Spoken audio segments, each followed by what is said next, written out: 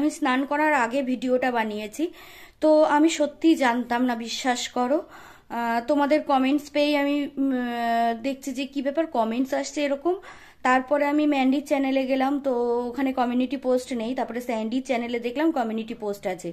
আর আমি স্যান্ডির চ্যানেল সত্যি কথা বলতে ফলো করি না। আর ম্যান্ডির চ্যানেল আমি ওই শুধু ভিডিওটা দেখি। তো আমার কাছে কমিউনিটি পোস্ট দিলেও আসতো না, ঠিক আছে। তো বিশ্বাস করো, অন গড বলছি, আমি জানতাম না। আর আমি যে ভিডিওটা দিয়েছি এর আগে, সেখানে এমন কিচ্ছু বলিনি। তোমরা দেখো, দেখলেই বুঝতে পারবে। আমি শুধু বলেছি যে ম্যান্ডি অন্তত পক্ষে দুটো আয়া রাখ, যাতে মানে আমি বুঝতে পারছি যে ওনার হাতে আর বেশি সময় নেই। দেখো আমি টাইটেলেও সেটা দিয়েছি, কারণ আমার ছোট কাকার লাস্ট পর্যায়ে ওরকমই যন্ত্রণায় কাতরাচ্ছিল। তো গতকালকে ম্যান্ডি দেখে এসেছে, তাহলে ভাবো ও কতটা নির্দয়। ওর বাবাকে দেখিয়ে আবার পাশের ঘরে এসে ওর বাবার নামে বদনাম করছে, বলছে বলছে আমার বাবা কতটা জেদি সেটা তো তোমরা জানো। তো আয়া দিদিকে রাখতে চাইছে না। তো যাই হোক, ও তো দেখে এসেছে ও কতটা খারাপ অবস্থায়। ওকে বলছে যে এদিকে শোন, এদিকে শোন। দেখে এসে তাও ও আবার আলুর পরোটা করে খেলো। কি করে পারলো, আমি সেটাই বলেছি।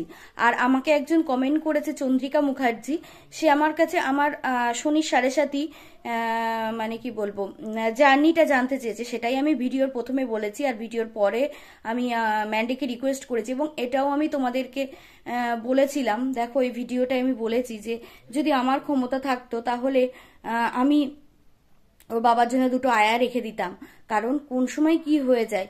তো যাই হোক, ঠাকুর অনেক কষ্টের হাত থেকে ওনাকে তুলে নিয়েছে। কারণ ওনার যা কাতরানি কালকে শুনছিলাম, কালকেই তো ভিডিওটা শুট করেছে, আজকে শুনছিলাম, আমার সত্যি খুব কষ্ট হচ্ছিল। যে কষ্টের থেকে আমি ভিডিওটা করেছি। আর তোমরা জানবে না, মানে তোমরা শুনলেও হয়তো অবাক হয়ে যাবে যে আমার ভিডিও এক্সপোর্ট হতে খুব তাড়াতাড়ি হয়ে যায় এক্সপোর্ট, বুঝলে। আর আজকে কি হয়েছে জানো, আজকে মানে কি বলবো, আমি ভিডিওটা শুট করেছি, তো শুট করার পরে ভিডিওটা অটোমেটিক ডিলিট হয়ে গেছে, বুঝতে পেরেছো। আমি বললাম এরকম কেন হলো, 18 মিনিটের একটা ভিডিও ডিলিট হয়ে গেল।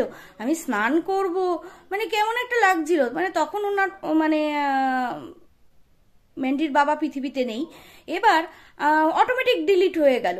আমি আবার সেই যে ভিডিওটা তোমরা দেখছো, সেই ভিডিওটা আবার আমি ভিডিও শুট করলাম, বুঝতে পেরেছো।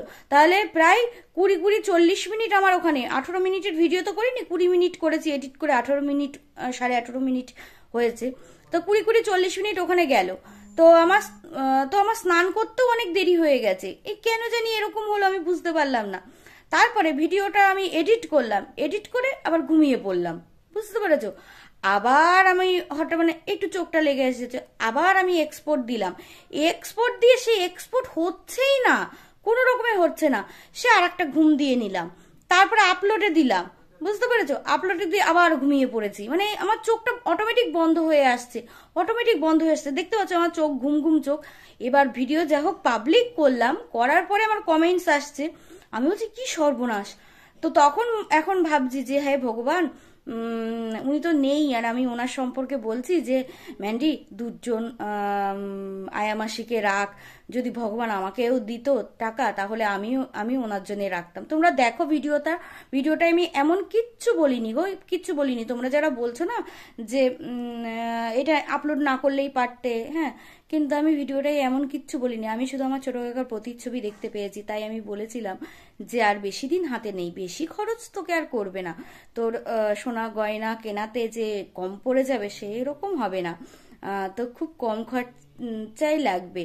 কারণ 1 মাসও বলতে খুব খারাপ লাগছিল। তো যাই হোক, যখন আমি ভিডিওটা করেছি তখন উনি পৃথিবীতে নেই। তো আমার চ্যানেলে যারা আছো তারা সকলেই ম্যান্ডির বাবার আত্মার শান্তি কামনা করো, উনি ভালো থাকুক। এই যে কষ্ট পেয়ে গেছেন, আবার নতুন জন্ম নিক, নতুন জন্মে যেন আর কোনো কষ্ট না হয়। আর হ্যাঁ, ওনার আত্মার শান্তি কামনা করি। আর আমি এমন কিচ্ছু খারাপ কথা বলিনি গো, এতটা নির্দয় আমাকে ভেবো না, ঠিক আছে। যারা যারা দেখোনি আগের ভিডিও দেখে নিতে পারো। যেহেতু আমাকে একজন রিকোয়েস্ট করেছিল যে আমার শনি 7:30 একটা ভিডিও দিতে, তাই আমি দিয়েছি। আর কি হয়েছে জানো না, আমি মানে উঠতেই পারছি না আজকে বিছানার থেকে। এক তো ভিডিও আপলোড হচ্ছে না, এক্সপোর্ট হচ্ছিল না, তারপরে বরকে বললাম যে আমি আর ছেলেদেরকে আজকে পড়াতে পারবো না, তুমি দোকানটা বন্ধ করো করো আজকে। তো ও ওই ঘরে পড়াচ্ছে, আর আমি ভিডিওটা সবে পাবলিক করে এই খবরটা জানতে পারলাম। সত্যি বলছি, অন গড, আমি জানতাম না গো। জানলেও বা এমন কিছু নয়, আমি ভিডিওটা এমন কিছুই বলিনি, আমি যেটা বুঝতে পেরেছি সেটাই বলেছিলাম। তো তোমরা কেউ কিছু আমাকে মনে করো না, আমি জানতামই না, সত্যিই জানতাম না। তো চলো, ওনার আত্মার শান্তি কামনা করি। আর আমরা আমি অন্তত চাইবো, এবং আমার চ্যানেলে সবাই চাইবে হয়তো, ওনার শেষ যাত্রা দেখানোর দরকার নেই। ম্যান্ডিকে রিকোয়েস্ট করব, কারণ সবকিছু ভিউজের জন্য তো হয় না, ভিউজ সবকিছু নয়। তো ম্যান্ডিকে রিকোয়েস্ট করবো যেন ওনার শেষ যাত্রা ওই বিষয়গুলো আমাদের সামনে না আনা হয়, ঠিক আছে? কারণ ওগুলো খুব কষ্টদায়ক হয়। আমাদের ঘরেও তো বাবা মা আছে বয়স্ক, তো এইগুলো যেন দেখানো না হয়, এটা রিকোয়েস্ট করব। তোমরা পারলে একটু ম্যান্ডিকে রিকোয়েস্ট করো, কারণ ওর কাছে তো সবকিছুর মধ্যে ভিউজ ম্যাটার করে। তো তবুও রিকোয়েস্ট করব যাতে ওইগুলো দেখানো না হয়, ঠিক আছে? আর যদি হবিষ্যির ওইগুলো দেখায়, তাহলে যেন প্রপার ভাবে হবিষ্যিটা করে, ওইগুলো যেন না দেখায়, হবিষ্যিগুলোও না দেখায়, আর প্রপার ভাবে মানে যাতে, ঠিক আছে? কারণ ওই তো কাজ করবে, ওর তো আর দাদা বা কেউ অন্য কেউ না, ওই মুখে অগ্নি করবে, ওই কাজ করবে। তো হবিষ্যিগুলো ঠিকঠাক করুক, কারণ ওর তো ঠিক 4 দিনে নয়, পুরোটাই মানতে হবে, কারণ ও যেহেতু মুখে অগ্নি করবে, পুরোটাই মানতে হবে, আমি যতদূর জানি হয়তো বা। তো ওর শ্বশুরমশাই আছে, ভালো জানতে পারবে। তবে শেষ যাত্রা আমাদের না দেখানোই ভালো, কারণ দাদুর যে সমস্ত ভিডিও দেখেছি, যেরকম মুখটা মনে আছে সেটা দেখাই ভালো। আমাদের সকলের ঘরে বয়স্ক বাবা মা আছে, ওটা আমরা দেখতে চাই না, এটা তোমরা রিকোয়েস্ট করো। আর আমার আগের ভিডিওয়ে এমন কিচ্ছু খারাপ কথা বলিনি গো, তোমরা আমাকে কেউ খারাপ বুঝো না। আমি দাদুর ওই করুণ পরিস্থিতি দেখে আমার সত্যি বুক ফেটে যাচ্ছিল, তাই তোমাদের কাছে রিকোয়েস্টও করেছিলাম যে যদি আমার ক্ষমতা থাকতো, তাহলে আমি দাদুর জন্য দুবেলা দুটো আয়া মাসি রাখতাম, ঠিক আছে? তো চলো, সকলে আমার চ্যানেলে যারা আছো, সকলে দাদুর আত্মার শান্তি কামনা করো।